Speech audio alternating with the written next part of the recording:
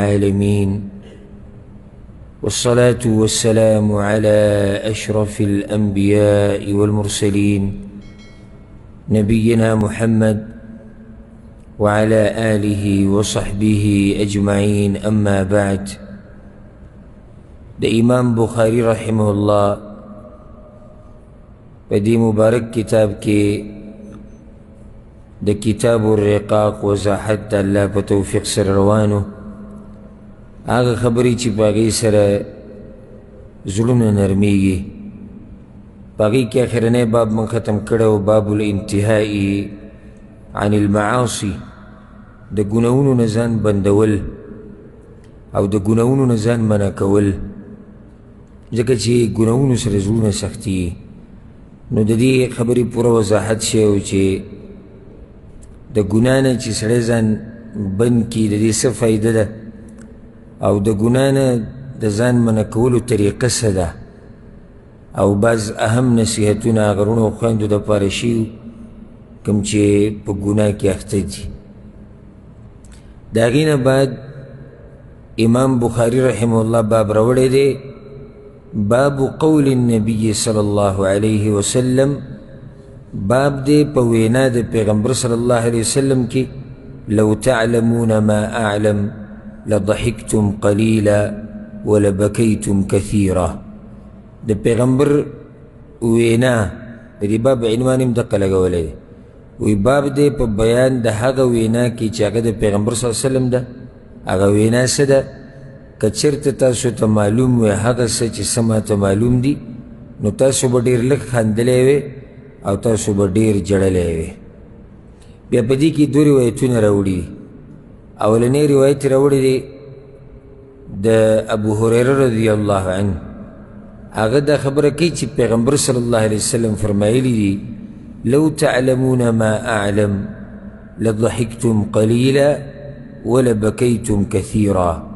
پیغمبر صلی اللہ علیہ وسلم وی کتاسو تا آگا سا معلوم وی کم سے چی ما تا معلوم دی نو تاسو با خنداگانی لگی کڑے وی او جڑاگانی بم ڈیری کڑے وی. دا دویم روایتم دقا شاندے خواقا دا انس بن مالک دے پیغمبر صلی اللہ علیہ وسلم وی لو تعلمون ما اعلم لضحکتم قلیلا ولبکیتم کثیرا.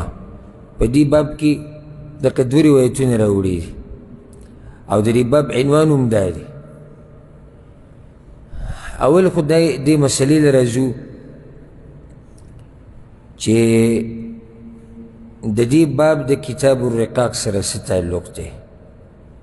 نو جواب دا دی رقاق مانا اگا خبری چی باقی سر ظلون نرمی. نو پیغمبر صلی اللہ علیہ وسلم وی چی سما تا معلوم دی که دا تاسو تا معلوم وی نو تاسو با خاندل لگوی او جڑاگانی بم دیری کڑے وی او جڑاگانی سڑے کل دیری کئی چی زڑ نرمی. جڑاگانی آل سڑے دیری کئی چی زڑ نرمی او خنداگانی بید آگی پا مقابلہ کی لگی.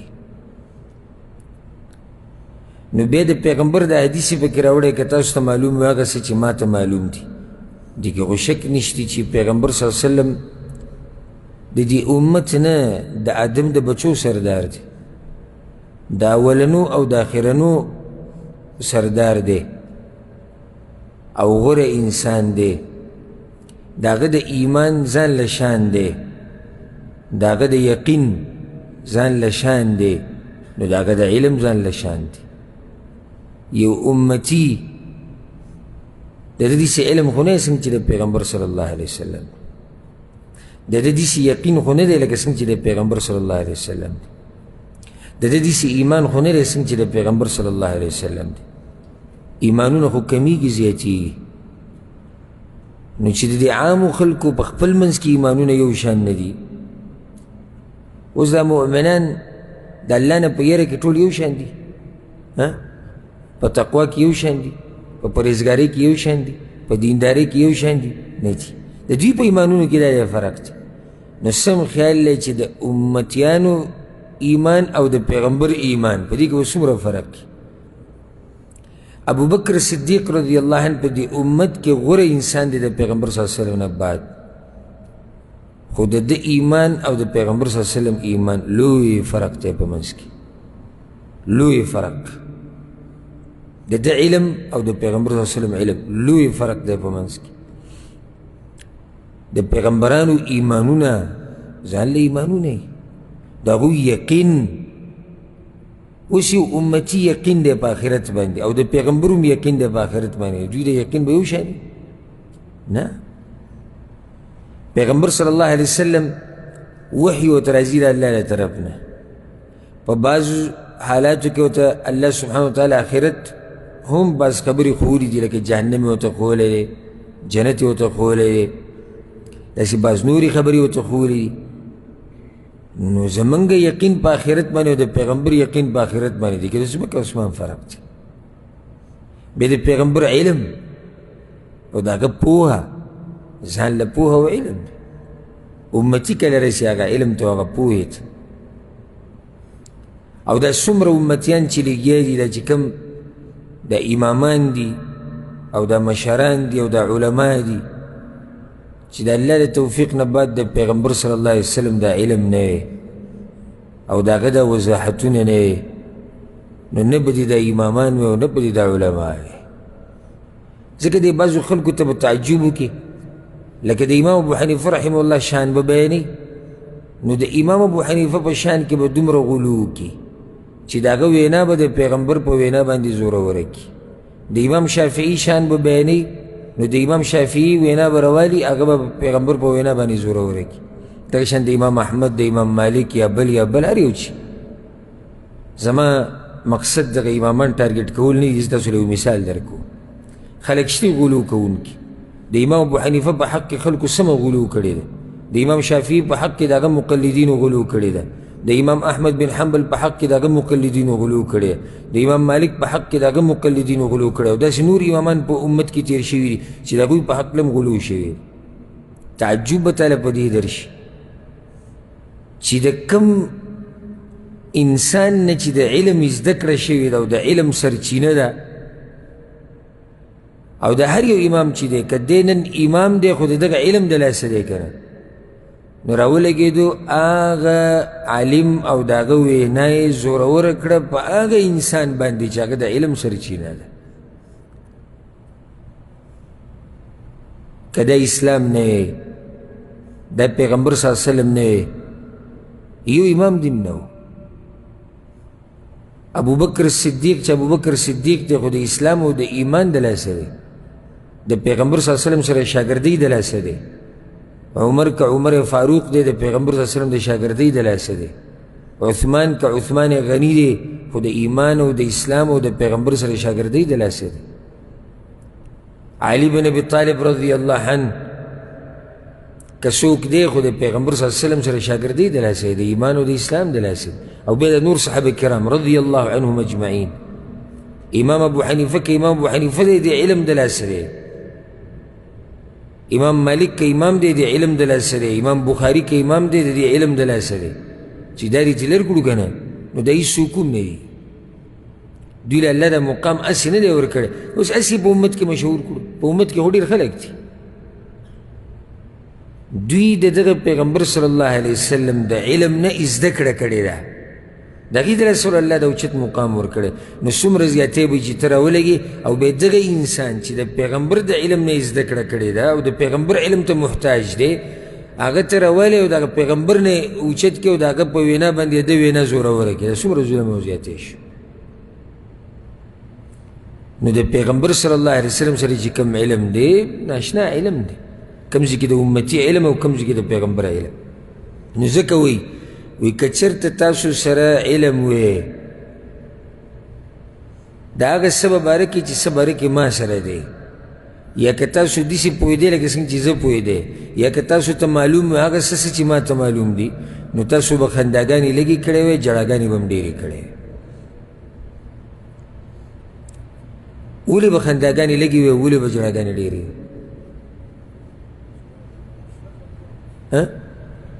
څنګه؟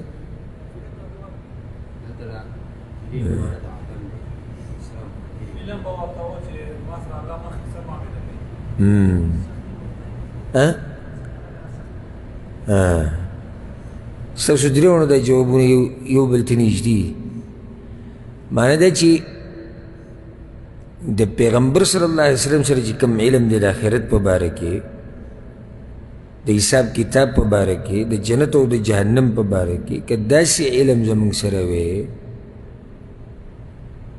او په دې خبرو موږ داسې خبر وی، نو بیا به زموږ جړاګانې ډېرې وی، ځکه چې هغه هر څه موږ ته مخامخ وی. او کوم سړی چې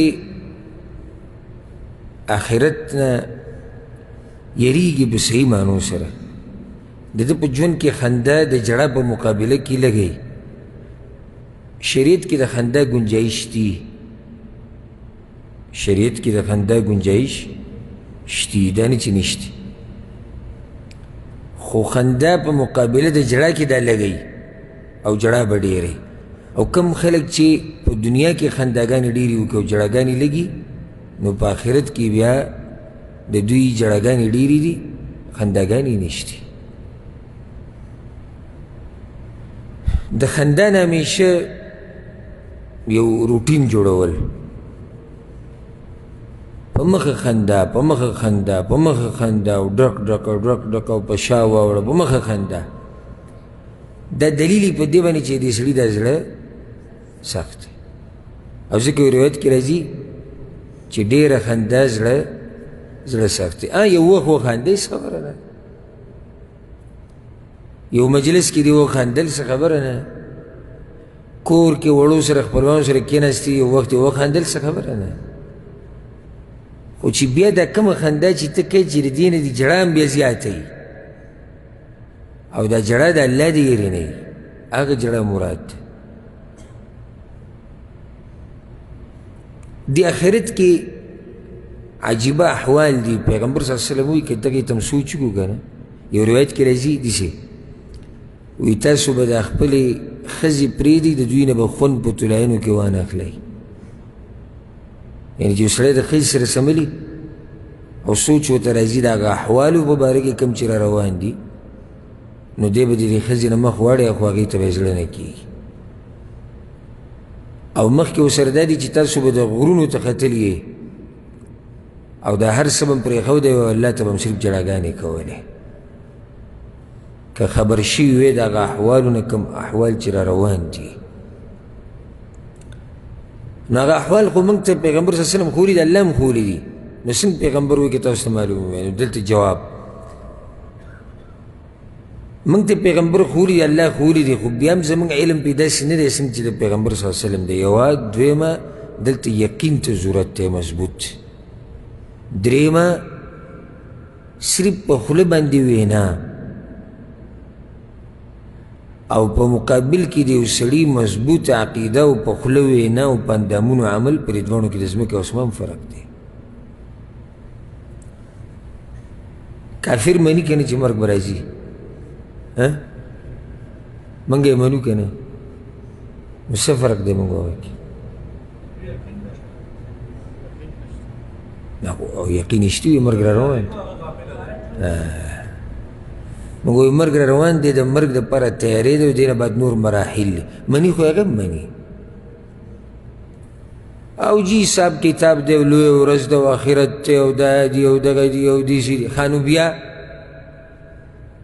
نو څه؟ لکه دا کمې خبرې چې ته کوې د دې مناسب خو ستا اعمال نه دي. دومره خبرې دې وکړي چې آخرت کې دا دي او قبر کې دا دي او الله ته مخامخ کېدل دي او حساب کتاب ده. ښه نو په تا خو څه اثرات نه ښکاري، ته خو څه کوشش نه کوې، ته صرف د ژبې وینا شو. یقین هغه مضبوط یقین، زه دا نه یم چې یقین نشته، یقین نشته ځکه خو دا خبرې کوي، ایمان یې دی پې. خو مشکل څه دی؟ مشکل دا دی چې دا خبره صرف دې پورې ده چې یقین یې پې دی او زما پې ایمان دی او په خوله یې بیانوي، اخوا بیا عمل نشته.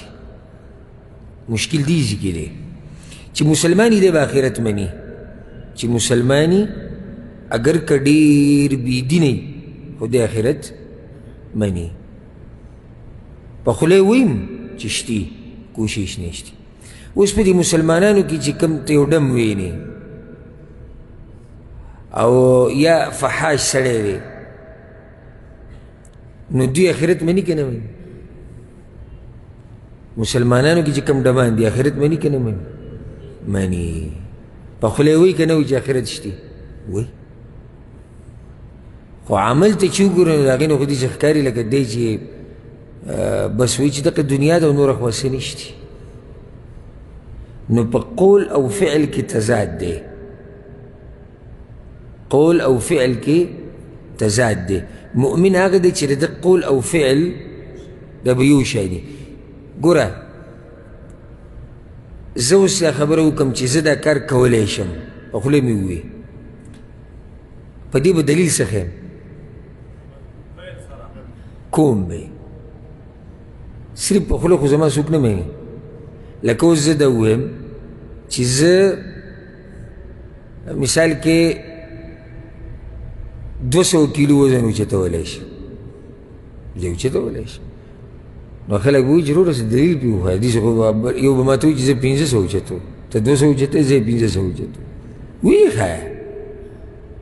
ځکه الله وایي یا ایها الذین آمنوا لم تقولون ما لا تفعلون.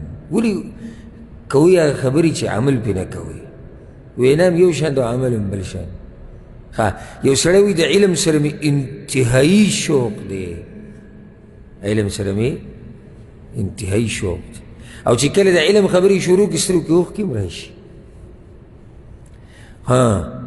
شوق مې دی خو ګورې 5 منټه ولم نه ورکو. شوق مې دی خو د ګورې د علماو سره د ناستې نه یم.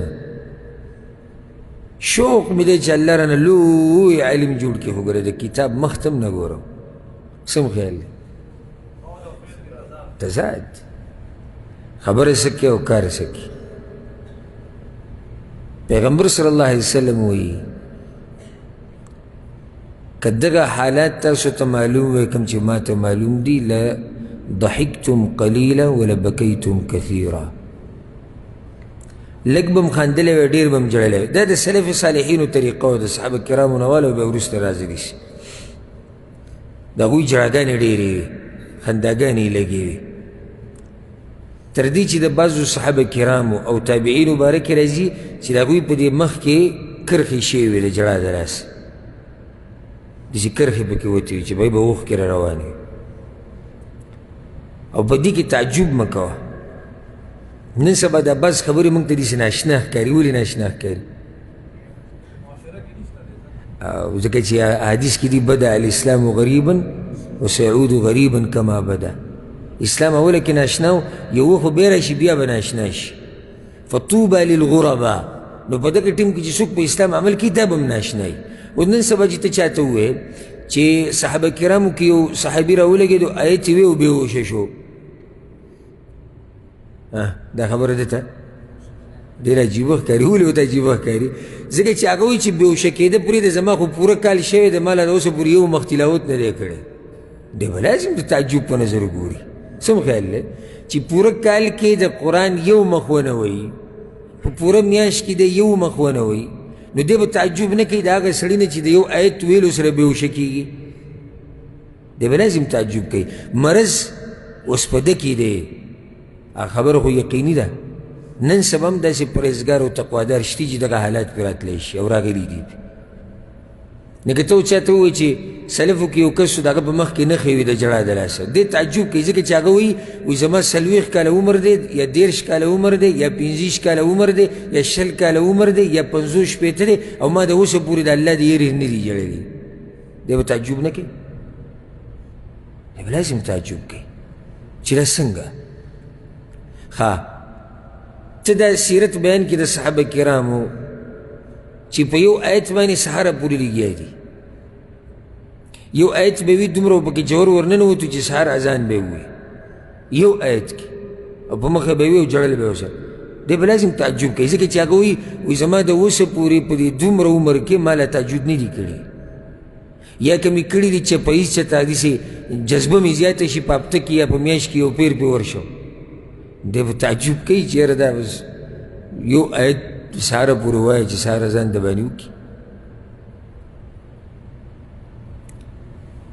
د دې بعضو امامانو دا تاریخ چې وګورې لکه امام بخاري، امام احمد بن حنبل، امام مسلم او د نور محدثین، وی دوی ته په لکاو حدیثونه یاد وي، دوی ته په لکاو حدیثونه یاد وي. د امام بخاري دا کتاب چې دی، نور کتابونه هم دی خو دا مشهور د حدیث چې پکې راجمع کړي دي، صحیح حدیث. امام بخاري وایي دا حدیثونه ما د شپږو لکو حدیثونه راویستي دي. دا خو هغه دیزي که وایي، نور هم هغه ته یاد دي. دا وایي د شپږو لکو حدیثونه ما راویستي. سړی ویل شپږ لکه، دی به لازم تعجب کوي، ځکه چې هغه ته د اوسه پورې حدیثونه پرېږده، د قرآن کریم لنډي صورتونه مضبوط نه دي یاد. دی به تعجب نه کوي، لازم به تعجب کوي. نو د صحابه کرامو دا ژوند د سلف صالحینو چې د هغوی جړاګانې د خنداګانو نه ډېرې وي. عمر بن عبدالعزیز رحمه الله د هغه مبارک راځي، ښځې وایي چې ټوله شپه چې به دی پروت و نو خوټ کېدو به، او زه به پوهېدم چې جاړي. چې کله به تهجد له پاڅېدو یا سهار منزلو نه بالغ به ټول لون خوش وي. یو سړی د ښځې په خوا کې پروت یو جاړي، دا هغه سړی دی چې دی په دې مسله صحیح رسېدلی. ځکه چې هلته پیغمبر صلی الله علیه وسلم وایي که تاسو ته معلوم وي هغه څه چې ما ته معلوم دي، تاسو به د ښځو نه خوند نه وي اخیستی، دې ته خوند نه اخلي. دې نقطې ته مو خیال دی؟ دی خوند نه اخلي. ولې خوند نه اخلي؟ ځکه چې دی ځان یې پوه کړی په خبره باندې. او یو سړی اوده شي، داسې اوده شي چې سهار مونځ پکې ولاړ شي، بیا د ماسپښین هغه پکې لاړ شي، او بیا راپاڅي او بیا دنیا او بیا خپله مرضي، او بیا که چېرته دیندارۍ ته زړه وشو داسې ورځ کې یو 15 منټه وبې کړي. د ځمکې او اسمان فرق دی چې یو سړی د ښځې سره پروت وي په طلایي کې، او شهوت د سړي د ښځې طرف ته او د ښځې مایله کېده سړي ته، دا خو طبیعت دی د ټولو انسانانو. او دی ټوله شپه په جړه کې تېره کړي، ده به هم څه ایمان وي، دی هم څه پوه شوی په دې مسله باندې.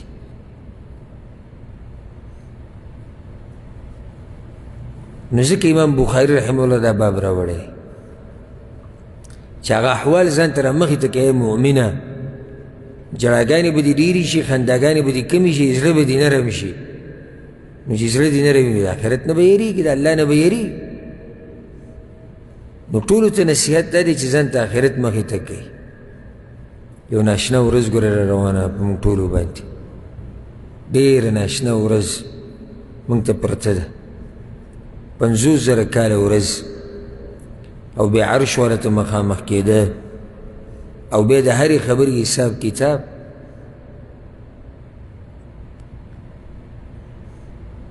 په سورة طه کې الله سبحانه وتعالی دا خبره کړې ده، د سورة طه نه، د سورة مریم په آخره کې،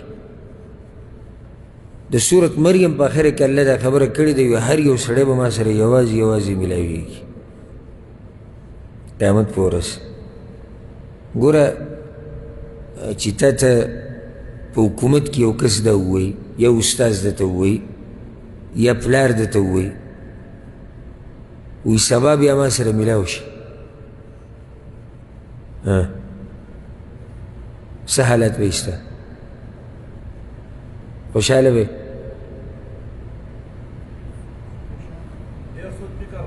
سوچ فکر وایي چې څه به وایي ما ته، چې تا ته پولیس وایي سبا تاڼې له راشه، او پوج درته وایي راشه هلته تا سره هم کار دی، او قاضي دې راوغواړي وي محکمې له راشه، دغه شپه به ته خوب هم ونه کړي چې عرش والا وایي چې ما سره به ملاویږي په آخرت کې. څه یېره دې په زړه کې نه راځي چې هغه ته به څه یم، څه سوچ دې په زړه کې نه راځي چې الله به څه وایي، زه به څه یم، او ما سره به ډایرکټ خبرې کوي، په منځ کې به ترجمان نه وي، څه جواب به ورکړي هغه رب؟ فإذا نقر في الناقور فذلك يومئذ يوم عسير. الله وی کله چې په دغه شپېلۍ کې پوکې وکړی شي که نه، فذلك يومئذ يوم عسير، یوم عسیر معنا هغه ډېره سخته ورځ ده. دغه سخته ورځ زموږ ټولو ته پرته ده او ټول ایمان دی په دغه ورځ باندې، خو مشکل دا دی چې څه محنت او کوشش د هغې دپاره نشته. ځان ته دا ورځ رامخې ته کړه. هغه ورځ چې ما او تا به د خپل کتاب خپله عملنامه دا په خپله اینو مخې ته به پرته وي. او ځکه ما یو درس دو کې دا خبره کړې وه چې موږ کې هر انسان لګیا دی د خپل ژوند یو کتاب لیکي او هغې ته عملنامه وایي. د دې لیکل زما او ستا لاس کې دي. زما او ستا لاس کې دي معنی ده چې څه ما ورته وګورو هغه پکې لیکلی کېږي. او دا کتاب به راوځي د قیامت په ورځ او چې دا ټول مخلوق د اول نه د اخره پورې ولاړي ستا دا کتاب به راښکاره کېږي. وكل إنسان ألزمناه طائره في عنقه. د هر انسان سره د عملنامه په سټ کې پرته ده. د ده سره تړلی شوې خبره ده. دی چې څه کوي دا هر څه نوټ کېږي. ونخرج له يوم القيامة كتابا يلقاه منشورا. الله د قیامت پر ورځ به له کتاب ورکو، عملنامه به ورکو، دته به داسې خوره وره پرته وي. اقرأ كتابك. الله به ته د خپل کتاب په خپله ووایه. کفا بنفسک اليوم علیک حسیب. نن ته کافي د خپل ځان دپاره حساب سره، زه په خپله حساب وکړه چې دا ونه وایي چې ما سره ظلم شوی ده او ما سره زیاتی شوی. په دې عملنامه کې به هم هغه صحیح نه چې څه تا لیکلي دي او څه تا کړي دي، هر څه هغه پکې دي. نه پکې ذره برابر څه شی زیاتېږي هسې او نه ذره برابر هسې کمیږي. څه چې تا کړي دي دقه کتاب تا ته کولاو به دقه شان پروت وي. نو ستا مرضي ده چې څه پکې لیکلي که. ماشومانان نه یي چې نه پوهېږي پې، بلکې ماشومانان هم په دې خبره پوهېږي چې په دې کار په ډېرو مسلو پوهېږي چې دا کار په دې باندې الله راضي کېږي او په دې ناراضه کېږي. نو یو سړی چې بالغ یو غټ پټ یو په دنیا باندې دومره پوهېږي چې د دنیا چینجی په جړله هم پوهېږي. دی په دې مسله نه پوهېږي چې یو کتاب لیکلی کېږي او زما دا هر څه نوټ کېږي. ولقد خلقنا الإنسان ونعلم ما توسوس به نفسه ونحن أقرب إليه من حبل الوريد. دا خو پرېږده چې ته یو کار وکړې هغه الله ته معلوم وي. الله وایي دا انسان چې په زړه کې څه سوچونه راولي که نه، الله وایي دا ما ته معلوم دي. نو تاله به حیا نه درځي د هغه رب نه چې هغه ته ستا دا سوچونه ورته هم ستا معلوم دي، تاله ته حیا نه درځي. او دا د ایمان هغه کمی دی چې کله په روډ کې یو کیمره ویني چې دله 200-300 ریاله جرمانه ورکوي نو ځمکه او اسمان پې یو شي. ځمکه او اسمان ځکه چې حکومت مې ویني او چې څه خبره کوي داسې غلی شوی خلک خبرې رسوي باچایانو ته. دا خبره شکي ده، کیدی شي په دې مجلس کې د باچا څوکي او کیدی شي نه وي که نه. که نه یقیني ده هر مجلس کې شکی ده، کیدی شي او کیدی شي نه، خو دا یقیني ده چې دوه ملایک د الله طرف نه مقرر شوي دي او ستا هر څه لیکي. که موږ ته چا ووایي چې په دې ناستو کسانو کې یو کس دی د بادشاه د طرف نه رالیږلی شوی دی، نو څوک به په دې مجلس کې داسې څه ووایي چې د بادشاه خلاف نشي ویلی. او موږ ته ښه پته ده چې دوه ملایک چې د هر څه لیکي او الله ته یې خېجوي. ښه یقیني راته پته ده. او بیا هم زموږ دغه اعمال دي او بیا هم زموږ دا کردار دی. د هر څه نوټ کېږي او قیامت په ورځ به ته پخپله وي. او ګواهان د الله سره دومره ګواهان دي که نه چې حیران به شي ورته. رب العالمین د ټول نه لوی ګواه دی. دا ملائک په تا باندې ګواهي کوي، دا پیغمبر به په تا باندې ګواهي کوي. او دا هر څه پرېږده. اليوم نختم على أفواههم وتكلمنا أيديهم وتشهد أرجلهم بما كانوا يكسبون. الله وی د دوی دا لاسونه د دوی دا خپې د هر څه به ما سره خبرې کوي او د هر څه به حل وي. الله به ورته اوس هم څه خیال نو دا مجرمان به بیا د خپلو اندامونو ته وي لم شهدتم علینا تاسو په موږ ګوایي وکړه موږ خو ستاسو دپاره لګیا یو مبارزې کوو چې د جهنم نه بچ شئ نو تاسو الټه په موږ باندې ګوایي وکړه.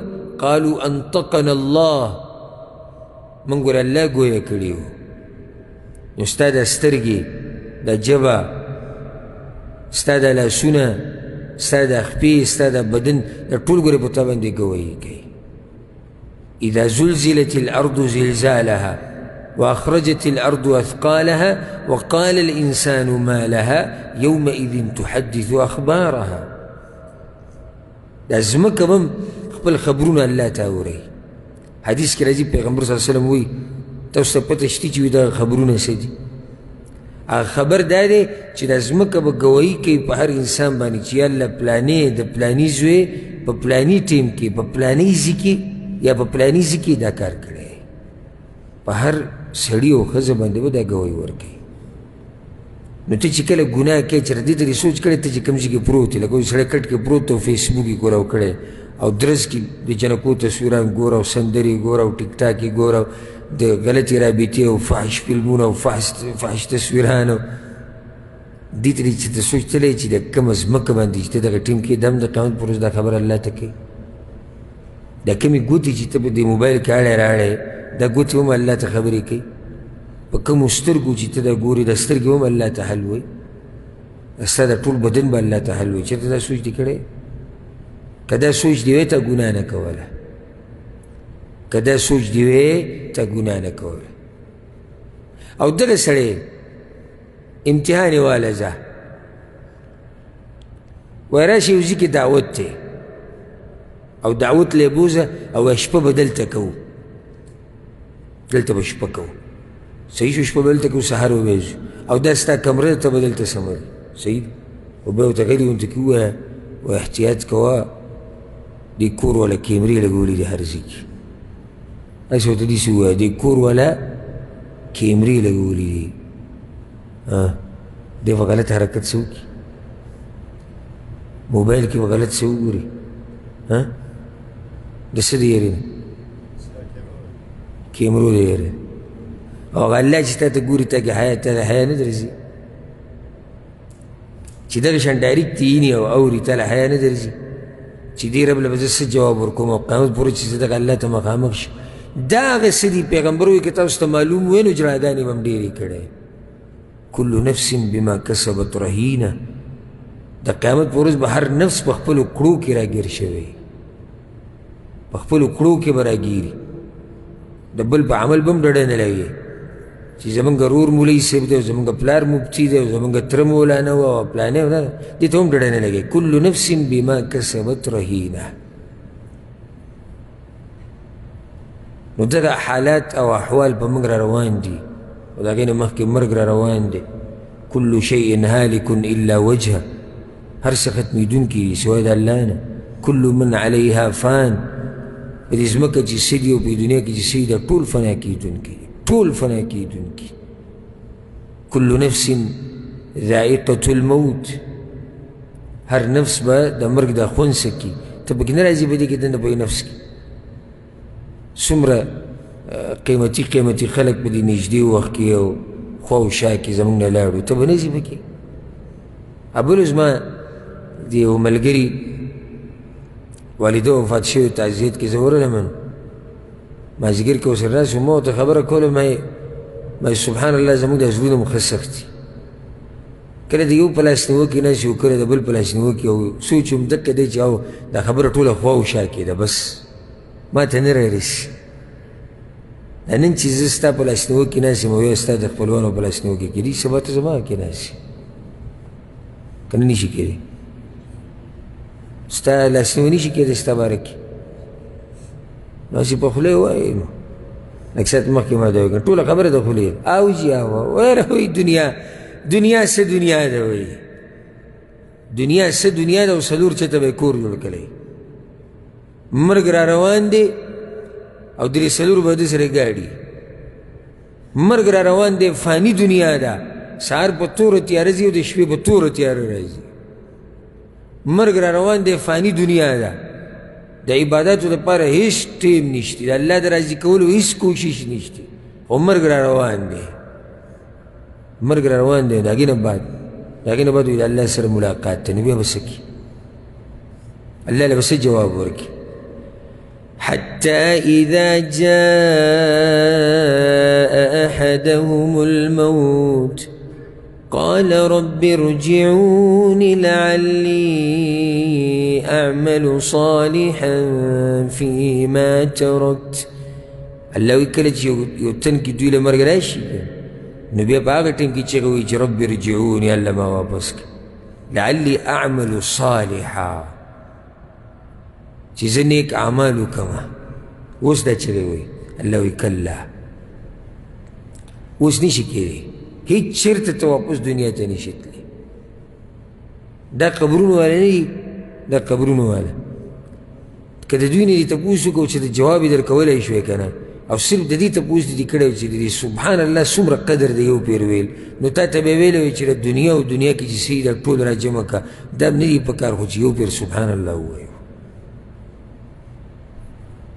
او موت بیا مغافله الله وی وجاءت سكرة الموت بالحق ذلك ما كنت منه تحيد الله وی راغی زنکدن د مرګ او سخت د مرګ په حق سره په رښتیا سره دغه ورځ دې ته تښتېدې دا زنکدن په موته باندې راځي که چېرته دې خبرې ته زموږ صحیح معنو سره سوچ وی که نه نو زموږ جړاګانې به ډېرې وی او زموږ خنداګانې به لګې وی نږدې ورځ کې تېر شوي جمعه کې موږ د پیغمبر صلی الله علیه وسلم د مرګ واقعه بیان کړه په هغه باندې دا سخت راغلی ده په هغه باندې دا حالات راغلي دي موته خو ترې شو بچ کېد موته به هم یو ورځ ګوره په قصو کې پاتې شو اوس ناشنا د آدم دا بچی دی په دنیا کې چې ژوند تېروي ته به وایي چې دی چې چېرته مرینه دا به هر څه به حمله وایي او چې مړ شي ته به وایي چې دی د سره په دنیا کې وونه هر څه داسې ختم شي که نو دغه احوال د آخرت ته دا ځان ته رامخې ته کوي او کوشش وکړئ د آخرت دپاره صرف ګوره د دنیا نه د دنیا خو یو پول دی صرف پرې موږ آخرت ته رسو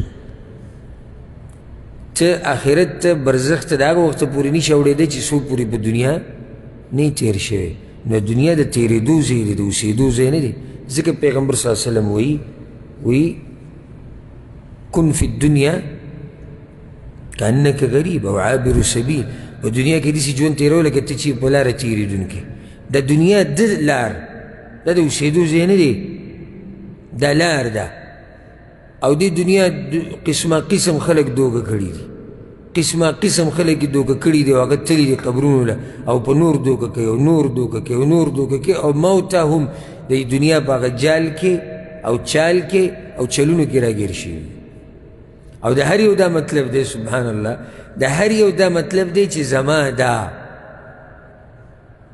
زما ده او ما تاسو پیر دا خبره ذکر کړې مو ده زناکارې ښځې چې والعیاذ بالله ده په چکلو کې چې ناستې او په کرایي باندې دا غلط کارونه کوي د دوی سره چې کوم سړی د شپه تېروي د دې سړي دا مطلب وي د شپې چې کله به پیسې ورکړي ورننوځي نو هر یو دوی کې دا سوچ کوي چې دا جنۍ که مینه ده نو په چا مینه ده په ما مینه ده او چې کله خپل حاجت پوره کړي که نه هغوی له ولته ورکړي وزه مړه وي دلته مینې نشتي دلته ټول خلک راځي د شهوت پوره کولو دپاره والعیاذ بالله دلته څوک مینې ساتي دا د دنیا حال دی هر یو دا مطلب دی چې د دنیا بس زما پې منګولې مضبوطې لګېدلي دي ښه دا ستا کېدی نه شي ځکه چې ستا د پلار نه ده شوې ده ستا د نیکه شوې نه ده ده د هغوی د مشرانو د دنیا نه ده شوې نو ستا به څنګه شي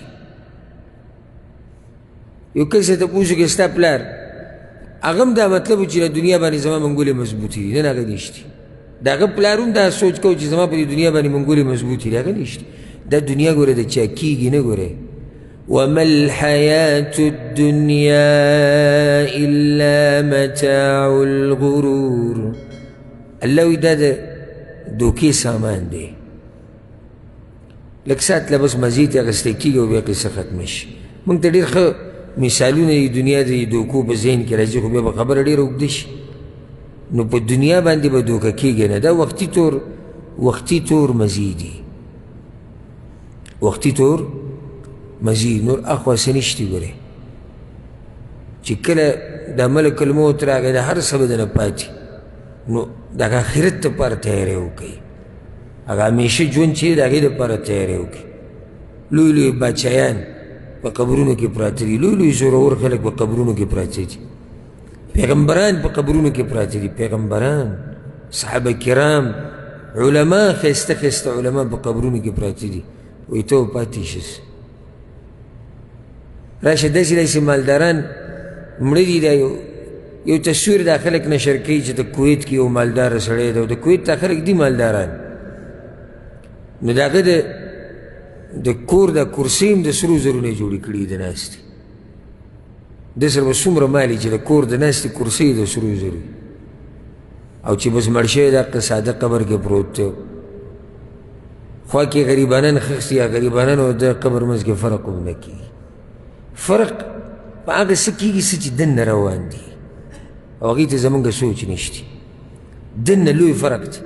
مقبرې ته به تاسو تلي، ګمان خو نه کوم چې تلي به یې د آخرت ته رایادولو لپاره، او په دې به خفه کېږئ نه، دا حقیقت ګمان د معنی نه کومه چې تاسو به تلي یئ، خو که بعض تلي یئ نو سوچ وکړئ د قبرونو ته وګوره، دا ټول یو شان ښکاري، ټول یو شان پراته او غلي، بلکل صرف دغه سیلۍ اواز په غوږ لګي. د آخرت ته بازار ډېر ناشنا بازار چې ورشي که نه، دا هغه خلک دي چې په دنیا کې دومره چغې وهلي دي، هلته ټول غلي دي، اواز یې هم نه راوځي بهر ته. او دوی جګړې پکې هم بازو کړي دي، او بازو پکې کیسونه هم کړي دي، او بازو پکې ډزې هم کړي دي، او بازو پکې دا دنیا په سر راغستی وي که یم زه یمه، هغه هم هلته به قبر کې پروت دی. ټول داسې پراته دي. ستاسو څه خیال دی دا قبرونه چې بهر نه څنګه ښایسته دي او ښکلي ټول یو شان جوړ شوي دي، دننه ټول دغې شان دي؟ نه. پیغمبر صلی الله علیه وسلم وایي د دې ځای دپاره تیاری وکړئ، ځکه چې دا ځای د جهنم په کندو کې یو کنده ده، یا د جنت په باغچو کې یو باغچه ده. تاسو چې کله مقبرې ته ورشئ دا قبرونه وینئ که نه، نو یا دلته باغچې دي د آخرت، او یا دلته کندې د جهنم دي، والعیاذ بالله. نو تاسو سوچ کړی دی چې ستا قبر به څنګه وي؟ دا غم دی چې کور ته بجلي راغلی، او دا په فیسبوک هم ورکي زمونږ جي لوډ شیډینګ دومره شو، او زمونږ جي بجلي لاړه، او زمونږ جي بجلي راله، او د پلاني شکریه ادا کوو چې لیټ یې راته ولګو، او د پلاني شکریه ادا کوو ټرانسفرمر یې راته ولګو. دا قصې فیسبوک ته هم خېجولي دي، دومره خوشحاله یم. صرف دې ته چې کور کې یو لیټ لګېدلی ده، موبایل چارج کېږي. تا چېرته دا سوچ کړی چې قبر کې به تا ته رڼا څه سیسټم وي؟ قبر کې د رڼا څه سیسټم دی؟ ما ځان له کټ واغستو، ما طلایي واغستو، ما ایسي ولګو. په قبر کې د طلایي څه سیسټم دی؟ څه اعمال دې کړي دي چې هغې ته داسې غره یې ناستې ورته، څه توره دې والې ده؟ د اسلام دپاره دې کومه لویه کارنامه کړې، کوم خدمت ته د اسلام کړی چې بلکل هغه طرف ته دې سوچ نه شي. نو د آخرت ته احوال دا ځان ته رامخې ته کوي. عامه ورځ نه دی. ګورې یومئذ تعرضون لا تخفى منكم خافیه. یو خبر هم ګوره نه پټېږي په هغه ورځ، یو خبر هم نه پټېږي. یوم تبل السرائر، دا هر څه به پرېږده تا چې ظاهره کې څه کړي، سینو کې چې دننه څه دي الله وایي دا به هم راښکاره کوم. سینو کې چې دننه څه دي الله وایي دا به هم راښکاره کوم. څه دې خیال دی چې را ټول مخلوق ولاړي او الله داسې ښکاره کړي چې دا پلانې دی او دا داسې د دا کړي او د دا کړي او د دا کړي. څه دې خیال دی؟ راځي په دې باندې چې ستا د دې اعمالو دا ریل الله د قیامت پر ورځ ټول وچلوي د ټولو په مخ کې. ته پرې راځي؟ څوک پرې راځي؟ عجیبه خبره، ښه په خوله وایي موږ پرې راځي نه یو. نو کوو به څه؟ کول څه غواړي؟ کول دا غواړي چې د دې حالاتو د راتلو نه مخکې د دې دپاره تیاری پکار دی او دې دپاره تیاری هله کېږي چې زړه دې څه سخي چې زړه دې نرم وي د الله نه یېرېده د قرآن تلاوت د علم په مجالسو کې کېناسته د آخرت دپاره به لوی حساب جمع کړي لوی حساب به د آخرت دپاره جمع کړي که چېرته د علم په مجالسو کې کېناستې او په دین دې ځان پوه کوو دا د علم د مجالس ډېر ښایسته مجالس دي دا ګوره سړی چارج کوي ورب الکعبه د سړي ایمان ورسره دومره زیاتېږي چې تپوس یې مه کوه موږ خپل ځان یې اورېدونکي خو پرېږده کله داسې ظروف او عذرونه راشي چې د هغې د لاسه درس ورځ یا دوه درې ونه شي لکه څه چې رانه ورک کي هغه شان جذبه هغه شان هغه ایمان هغه شان نه وي د ایمان کمیږي زیاتېږي نو کله چې سړی دا نصیحتونه اوري نو دی د آخرت دپاره کوشش کوي محنت کوي ته چې د دې ځای نه اوس لاړ شي ته چارج شوې ایمان دې زیات شو که چېرته زما دا خبرې دي په د زړه په غوږونو اورېدلي او که چېرته هسې داسې ناستې زما دې مخ ته ګورې داسې دا بس دې له راغلي دي نو دغه ته فایده وانه اخېسته هسې په دې مجلس کې ناست دي صرف د مجلس هغه برکت دی او که زما دا خبرې دي د زړه په غوږونو اورېدلي نو ایمان به دې ورسره ډېر شوی نو چې د شپې لاړ شي په کټ کې به درته هم دا خبرې ایزي راځي چې او یاره دا خبره خو صحیح وه چې آخرت را روان دی نو ما دې د آخرت دپاره آخر څه کړي دي الله سره ملاوېده دي ما څه کړي دي نو امام بخاري رحمه الله ځکه دا باب دلته راوړی دی د هغې نه بعد باب راوړی دی باب حجبت النار بالشهوات باب په بیان د دې خبره کې چې اور پټ کړی شوی دی په شهواتو سره د جهنم اور پټ دی په څه کې په شهواتو کې بې روایت راوړی د ابو هریره رضی الله عنه پیغمبر صلی الله علیه وسلم وایي حجبت النار بالشهوات وحجبت الجنة بالمکاره دا ډېر د یېرې او د خوشحالۍ حدیث دی جنت الله پټ کړی دی په سختو کې جهنم یې پټ کړی دی په شهواتو کې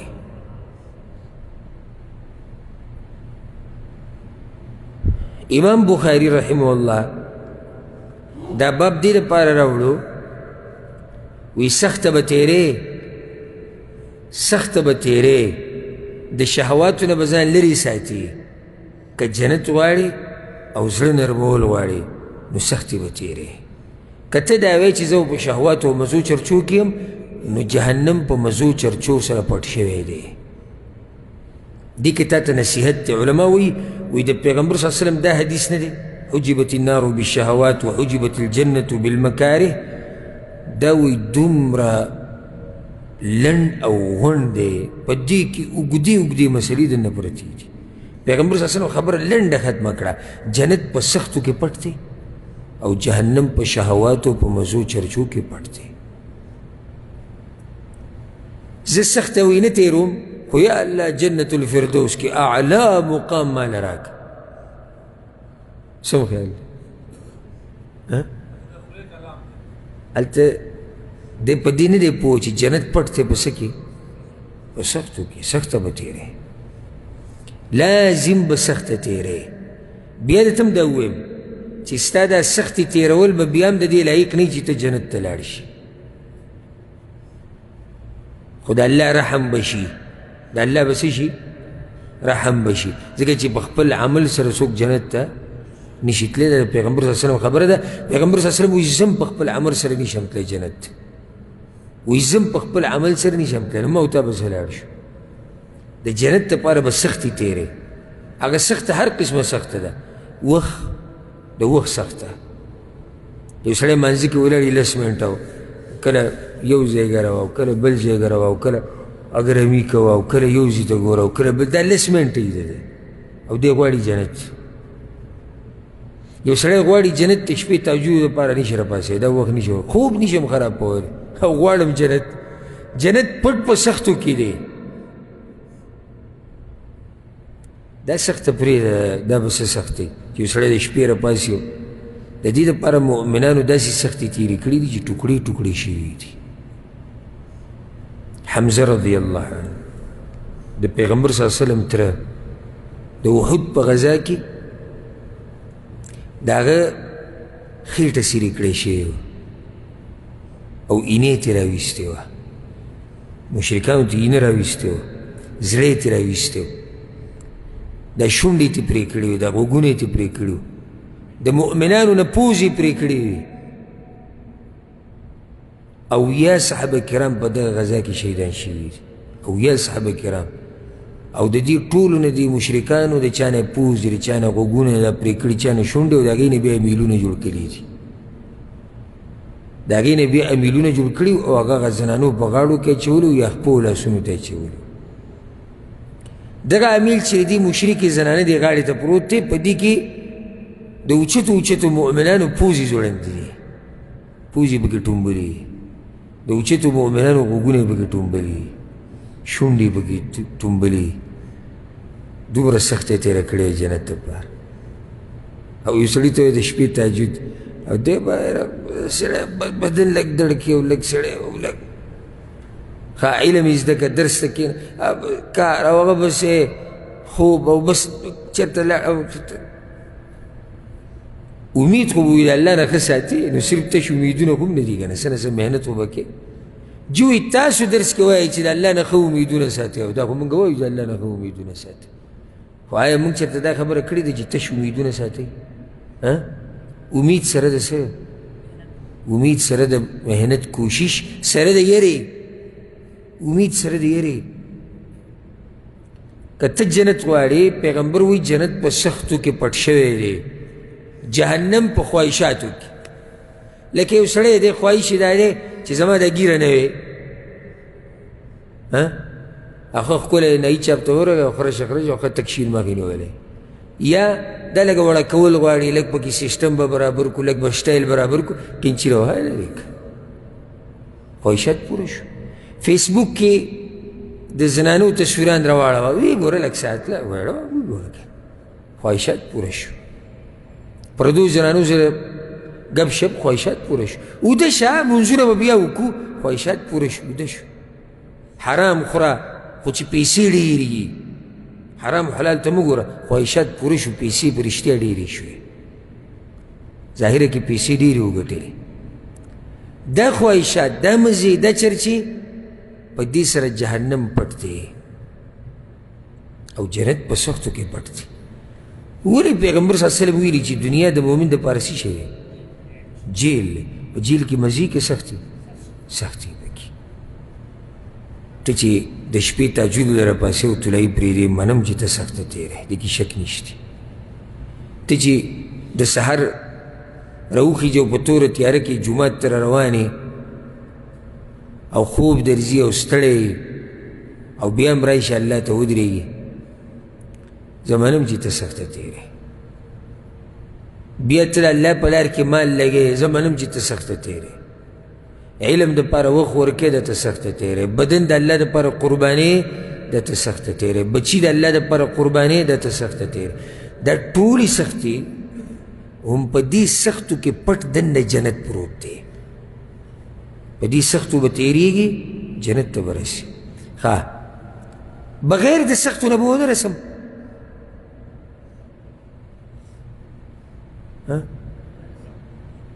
شکیان یې پکې و به نه رسم بغیر سختو نه ولې نشم رسېدی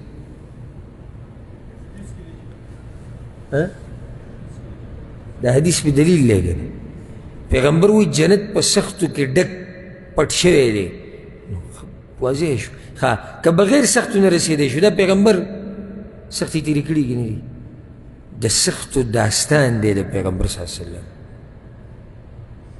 یو لوی داستان د امتحانونو د سختو د مصیبتو خپل خپلوان یې پکې چې قربان شوي دي زخمی شوی دی ستړی شوی دی بیمار شوی دی د ملک نه شړلی شوی دی خلکو د بدنامولو د هغه کوشش کړی دی خلکو په کاڼو باندې ویشتی دی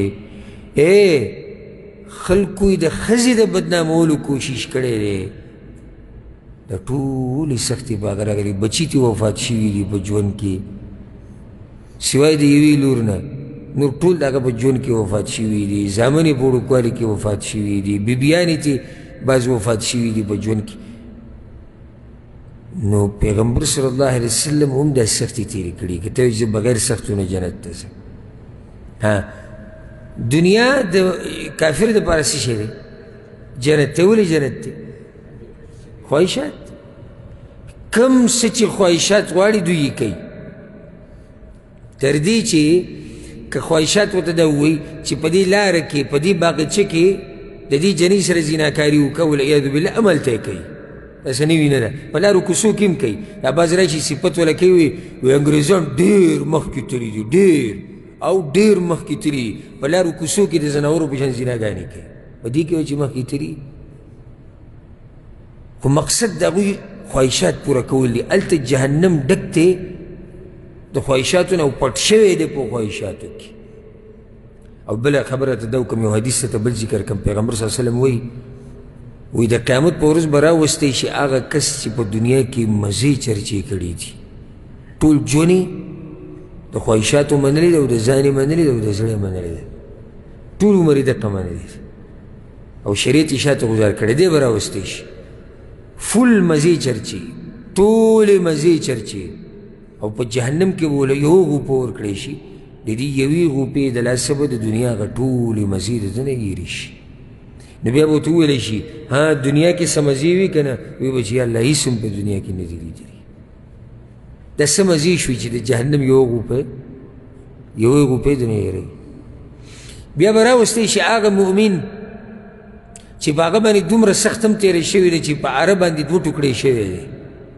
داسې مؤمنان هم په تاریخ کې تېر شوي او دې نږدې ورځو کې دا سلفي عالم واقعه چې ټوکړې ټوکړې شوی دی، دا څه نوي خبرې نه دي مؤمنانو سره.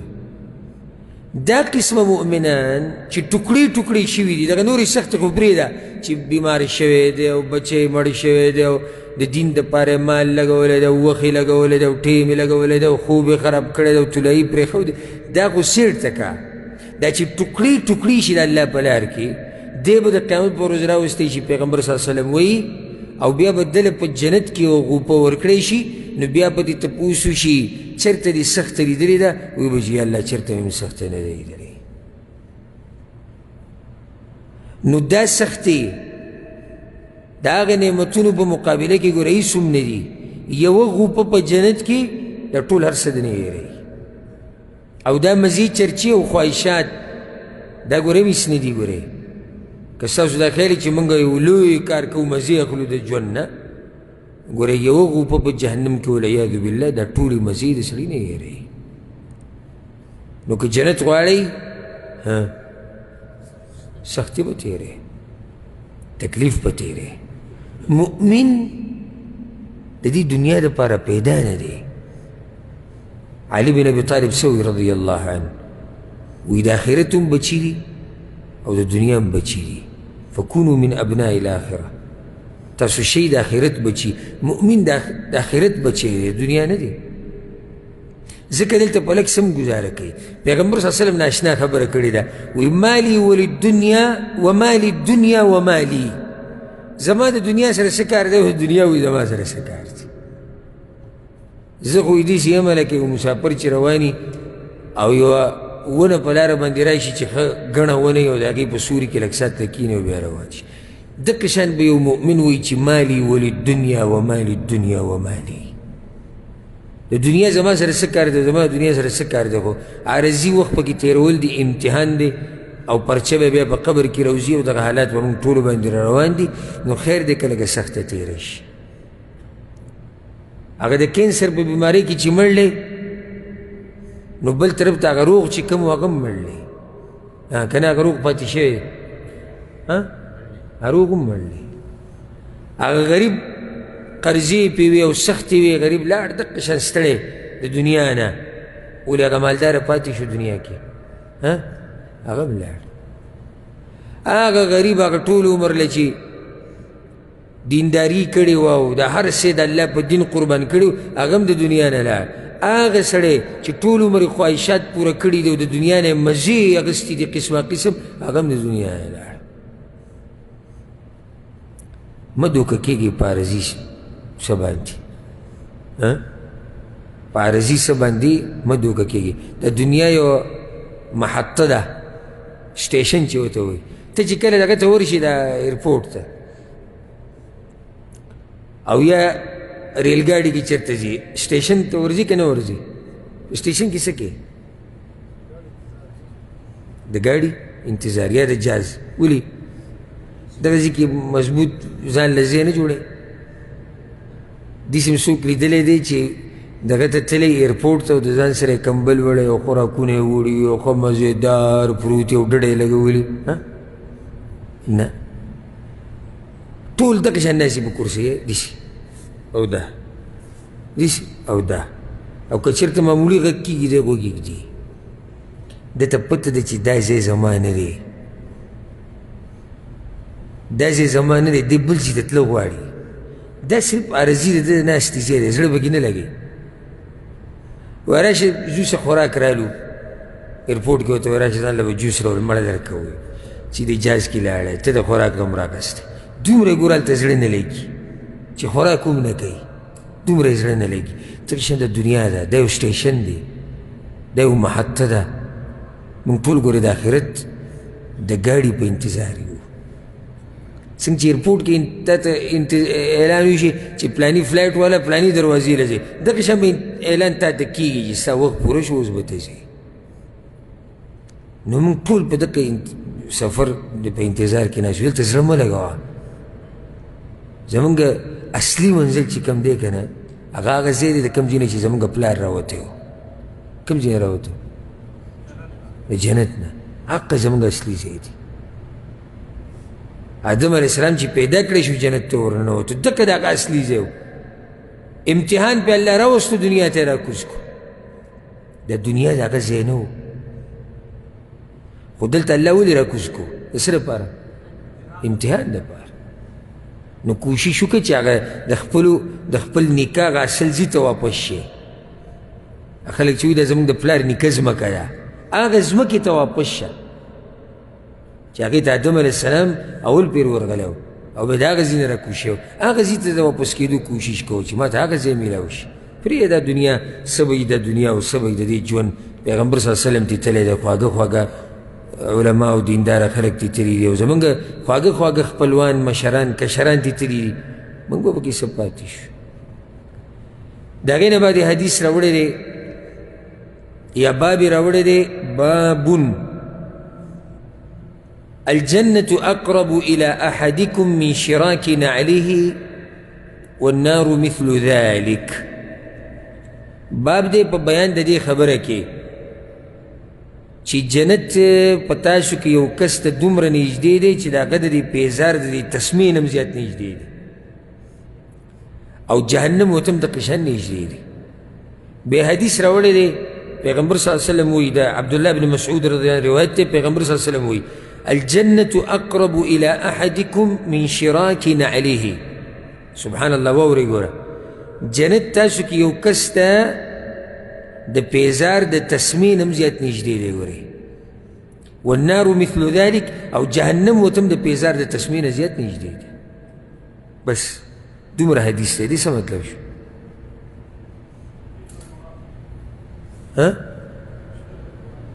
څوک لګیا دی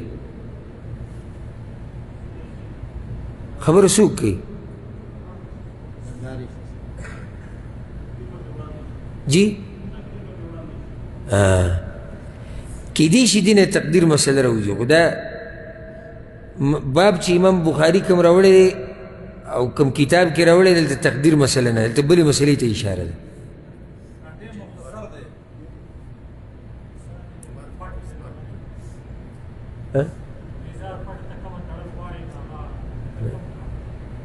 ډېر نږدې ځکه چې کله بس مرګ او دې نه بعد یې جهنم یا جنت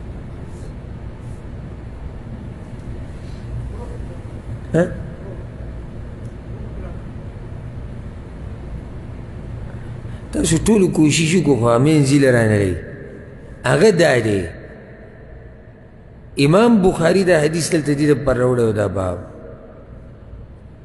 وی واوره پیغمبر صلی الله علیه وسلم وایي چې دا جنت تا ته ستا د پیزار د تسمې نه زیات نږدې دی معنی دا شوه چې ای مؤمنه دغه نږدې جنت چې ستا ته د پیزار د تسمین هم زیات نږدې دی دا ته ونه ګټې نو ته لوی بدبخت دی او یو قسمه ترغیب پکې هم پروت دی چې راشه ویې ګټه دومره درته نږدې دي دا جنت ګټل ګورې لکه صحیح د محنت غواړي او کوشش غواړي خو داسې هم نه دی چې ناممکنه ده ناممکنه ده چې ناممکنه وی نو دا کومو خلکو ته چې جنت ته زیري په دنیا کې میلاو شوي یا صحابه کرام او بیا وروسته یې نیکانو خلکو چې کوشش کړی ده امید دی چې هغوی به ټول په جنت کې که ناممکنه وی نو بیا دغه خلک څنګه جنت ته تللی دي جنت ګټل چې محنت دې وکړو یاد یې ساته ستا د پیزار د تسمه نه ده د دې نه ته زیات نږدې دي یره پکې پرته ده ای مؤمنه ویرېږه ګورې مطمئن ژوند مه تېروه چې زه جهنم ته نشم تللی او زه به د جهنم نه بچ یمه دا جهنم تا ته ستا د پیزار د دې تسمین هم زیات نږدې دی نو یریږه همیشه یریږه همیشه نو دې حدیث کې ترغیب هم دی او ترهیب هم دی چې جنت وګټه مړه دومره نږدې جنت دی چې د پیزار د تسمین ته هم زیات نږدې دی او بیا هم نه ګټې د جهنم نه ګوره یریږه دې دپاره د حدیث دی جهنم نه یریږه ای مؤمنه دومره درته نږدې دی چې د پیزار د دې تسمې نه ته هم زیات نږدې دی او د پیزار دا تسمه نږدې که لري نږدې نږدې دا راته د هغې نه هم زیات نږدې دی په دې باب کې دویم حدیث راوړی دی او دا به اخرنی حدیث ووایو ابو هریره رضی الله عنه پیغمبر صلی الله علیه وسلم دا خبره کړې ده اصدق بیت قاله الشاعر رښتینی شعر چې یو شاعر ویلی دی الا کل شیء ما خلا الله باطل خبردار هر شی د الله نه علاوه ختمېدونکی دی پیغمبر صلی الله علیه وسلم وایي د شاعر دا خبره ښه رښتینې خبره ده دا شاعر څوک دی دا هم صحابي دی لبید بن ربیعه امام بخاري او داسې نورو علماو دی په صحابه کرامو کې ذکر کړی او د دې یو نیم سل کاله عمر ډېر عمر وله الله ورکړی ده دا شعر ویلی دی الا کل شیء ما خلا الله باطل خبردار هر شی د الله نه علاوه ختمېدونکی دی پیغمبر خو صرف دې ځای پورې ویلی دویمه کړی دا ده وکل نعیم لا محالة زائل او هر نعمت هېڅ شک پکې نشي چې ختمېدونکی دی ښه نو دې حدیث دلته راوړو څه مطلب دی څه طرف دی نو څنګه جنت طرف ته ترغیب ورکړي پیغمبر خو شاعر دا خبر رښتینی دنیا څه الا کل شیء ما خلا الله باطل د الله نه علاوه څه چې دي دا ختمېدونکي دي اشاره دې طرف ته کوي امام بخاري وی ای مؤمنه نو بیا دا د کوم ځای عقل دی او د کوم ځای هوښیارتوب دی چې هغه څه چې ختمېدونکي دي د هغې دپاره هغه ژوند تباه کړي کوم چې پاتې کېدونکی دی